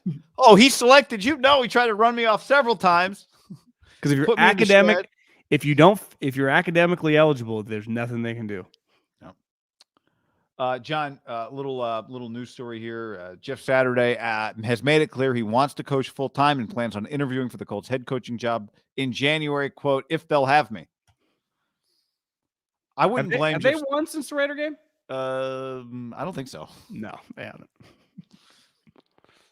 The question is, does Jeff Saturday want to be like assistant O-line coach or just head coach? Like Marshall. Remember when we interviewed Marshall Falk and the story was like he wanted to be a head coach, but he didn't want to be any other kind of coach, just a head coach. Yeah, in the NFL too, right? Oh, in the NFL, that's right. Good luck there, Marshall. We talked about Kyler's ACL. We don't really need to get into Manning cast unless you had a take. I enjoy it. You see Messi's goal today? It occurred to me. I saw you tweet about Messi. Did he get a penalty kick? No, that was I tweeted it when he did a sweet assist. He went the entire length of the field, cut it left at the end, boxed this guy out who's bigger than him, and then just does his little tap and then the boob, and it was sweet. That was the second goal, right? No, that was to make it 3-0, I think. 3-0. It was 2-0. That made it 3-0. The guy that went coast to coast, that was the second goal, maybe? I sometimes act like I've watched more of the game. I just have looked up a couple times during Messi games. He scored, and then I've changed the television or walked away. I thought that's what we were getting with Pulisic. So false advertising. I thought they were like a shorter guy, number 10, Captain America. I'm like, oh, it must be Messi. I thought that's what we were getting with Pulisic. So my apologies to Christian unfair expectations that I placed on him, John. When everyone you start calling a guy. We shouldn't call the captain of the American team, or I don't even know if he's the captain, the best player on our team, Captain America, just automatically. To me, you got to do some stuff for America. Chelsea, cool. He did score a big goal against one of those teams. That was a good goal. I mean, he hurt his, he sort of had the nut injury on that one. So that was a great goal. But I thought the assist was like the guy who had the assist on that goal deserves every bit of Captain America. I thought it was a great assist. Here's what I know. As someone that watches zero soccer beside a couple weeks of the year every 4 years, But is an expert. but just sees on Twitter and on Instagram how sweet Ronaldo and Messi are. I feel like for the last decade, when this World Cup has come and you watch those two guys, you're like, holy fuck. Ronaldo for years doing like headers, doing sweet. Yeah, he had some issues, a little older now, but not necessarily I this didn't World get Cup. Full explanation on that one. Me too, but like in past World Cups, he does sweet shit. Messi still is like clearly just the most dominant player. Feels like he's like Tiger Woods in his prime. You're like, Jesus, this guy's unstoppable. Yet I always feel like the American soccer guy tries to put our guys on a pedestal, and then I watch him and just the eye test. I'm like, I'm not seeing it, guys. I'm not seeing it, guys. I'm not seeing it. Why are our guys so skinny? Argentina, in fairness, has a bunch of guys that are small like Messi, but they are sweet. Yeah. They have the coolest vibe to them. Every guy pulls off perfectly. The guy that tattoos. Went coast to coast, the goal was awesome. Their colors are sweet. They're my squad. We'll see what happens. I mean, I'm rooting for Morocco. The world is rooting for Morocco against France. But then is that bad? Like, I don't want to blow out in the championship game. Yeah, I'm rooting for Argentina. So regardless, I feel pretty confident they're beating whoever they got to play. I think France has been the favorite in the tournament. Mbappe. Who's that? It's France's guy. I've learned a lot, John, like 5 names during this World Cup. I'm a changed man. I've learned a lot of names. I just think the strategy for American soccer isn't that complicated. Just give us a couple Messis. We know what sweet shit looks like. It's why Kobe, Michael Jordan, Tiger Woods, Tom Brady, fucking Derek Jeter. We like winners. We like sweet players. We know what sweet players are. Most people know nothing about tennis, but you're like, oh, Serena, Roger Federer. Like, we just like sweet players. We never have sweet players. We've been promised over the years. I was like, how about this kid, Freddie Adu? We're like, oh shit, Freddie Adu. And it works for a while because I don't have to I'm not going to see for 4 years. So but when that 4 year comes, they better produce, guy. Messi, you know what he does? He just scores goal after goal after goal after goal after goal. Now, I understand he's like the greatest soccer player ever, but the hype machine, I feel for us, puts a guy on that pedestal too quick. Yeah. He's like a Ronaldo mixed with a little Pele. Oh, is he Chelsea's best player? Well, no. I mean, he comes off the bench for them, but yet actually he's on the B squad. He's not even on. You got to understand. Manchester United has been sniffing around on him. Like, are they going to buy him? No. Well, they're finding, but there's 7 other options. This Japanese guy might actually take his spot. Farhan would love him. Yeah, our goalie was a walk-on at Ferris State. Did you read a story about the goalie on our team? It's like, what? And honestly, he's pretty cool. Like, it was a good story, but I read the story that there was an argument in one of our training sessions in practice, and I read the story, and I'm like, I don't. World Cup's been over for the Americans for 2 weeks. I don't care who yelled at who. I don't care. This is not a story. The key to soccer is clearly to know when to use how do they say it? They say it or they, It's like in soccer, they say what do they say? Like Argentina pronouns? Is, yeah, instead of are. They say are instead of is, right? I think which is grammatically correct. Argentina are a good team, right? Instead of Argentina is a good team. I think the main problem. It's funny to me when the American announcers do that because the rest of us don't talk that way, but it is proper. If you call a guy up for baseball and you look him in the eye and you go, you're going to get 10 ABs this week and you better show us something. It'd be a lot of pressure, right? And I would say the overwhelming percentage of players, whether it was Albert Pujols or Guy Haberman, would probably fail. If you told them to start the week, you're getting 10 ABs and at minimum, you better get a couple of hits and hit the ball hard. You'd be like, holy shit, or you're never coming back up for us. It's kind of what the World Cup is. Like, most Americans are not locked in on soccer, but we like big events. We like America, and the World Cup seems cool. But you only get 3 games. right? Sometimes 4 if you somehow qualify. So the pressure is on these guys in those 3 moments when most people are watching. And I would say the overwhelming time for us, we go like 1 for 10. We don't need to go 10 for 10. Could we just have a World Cup where it feels like we go 4 for 10 with a couple? Didn't you hear this was a successful trip? I don't feel like it was. Hey, by the way, do you know we have 3 Saturday NFL games this week? I don't think I have NFL Network, and I think that's what it's on. And you can't use Sunday. Well, I got YouTube TV. I realize I've never. Why do you ever watch NFL Network? Right? Like I don't need it for any games. Used to have it right for the games. I used to just stumble upon it, but now that I don't really have it, I'd never go there. Yeah, there are no games. I'm not going to watch Right. like Ike Taylor break down fucking the Monday night game. But then I saw on the schedule that they're all NFL Network games. And I'm like, well, what the fuck am I going to do? I don't know. I haven't quite figured that out. And Sunday Ticket won't let you watch them through Sunday Ticket because they're NFL Network. I do my Walnut Creek place. I still have cable there. Sign that in. Yeah, I was going to check the other day, but it wasn't working. Well, the problem, I was going to say you could use mine, but I think NFL Network makes you, I think you have to be on your home Wi-Fi to use that. For a game? I think you have to be on your home Wi-Fi to stream NFL Network. In other words, the Wi-Fi where you're getting the service.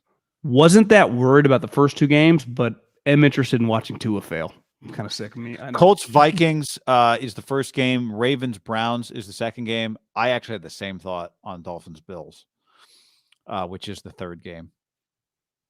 By the way, Sunday night game, football team Giants. So the good news for the Niners when it comes to the football team's coming off not a short week, but they play Sunday night to a road game with the Niners on a short week Saturday, and the Niners have extended time off. So it is a short week for Washington. Really the perfect time to play your Thursday game if you're the Niners, when your following game is a Saturday, whereas the football team's coming off a Sunday night game before the Niners Saturday game. So it is a shorter week for Washington, who has to make the travel. Think about the Patriots last night, right? They leave Arizona. I mean, what time do they leave? Midnight? What time do they get back to New England? Would it be crazy for the Patriots to, well, I mean, that'd probably be a little crazy to stay on the West Coast. They play the Raiders. No, I wonder if they did stay out here. Why would you go home? Go to Sam Boyd Stadium or something? You could stay in Arizona for a couple of days. It's an hour flight. Maybe go up They there use the Thursday. Raiders facility and then be like, hey, UNLV told us we could use their field. Is this your field too? Yeah, I could do Arizona. Could do LA. Yeah, Patriots they will stay out west in preparation. James on the stream says they're staying in Vegas. Yeah, Schefter tweeted, after tonight's win over the Cardinals, the Patriots will stay out west and spend the rest of the week in Arizona before traveling to Vegas. They have some of the high school stadiums out here are pretty fucking incredible. I'm sure they could use ASU's not preparing for a bowl game. Neither is Arizona. Jed Fish coached. I don't know where they'll stay. It's a little further probably to get to Tucson. I could see Bill going down to Tucson. Not much for his guys to do. Screw around. Yeah, artificial surface. You can just fly. Couldn't you just charter the jet out of Tucson to Vegas? Yep. I bet 100% Jed told him to come down there. Don't you think? You use weight room. Jed would have loved it. Absolutely. On probably a recruiting time. Have some recruits wander by while the Patriots are there. If I was Kenny Dillingham, I would have gone on the horn and said, "Bill, you can stay here, buddy." Yeah. Any other good Lions, Jets this weekend? You mentioned that. Eagles, Bears, Chiefs, Texans. Woo! Sunday is Bengals, Bucks. The Sunday night game is honestly. What's Monday Night Football? Rams, Packers. Jesus, Baker. That makes that game a little more watchable, doesn't it? It makes it watchable, maybe, but maybe not. Also, yeah. Where's that game? Green Bay.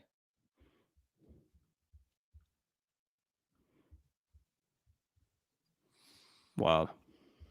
All right. We will see everybody again live on Thursday night. Thanks for hanging with us, y'all. Anything else to add? I like to ask. That's all I got. Keep dominating, San Francisco Giants. Looks like they're signing a lot of sweet players. Hey, swing your sword. Ross Stripling not doing it for you? Swing your sword, Farhan. Slashing payroll with it. Jesus. Later, y'all.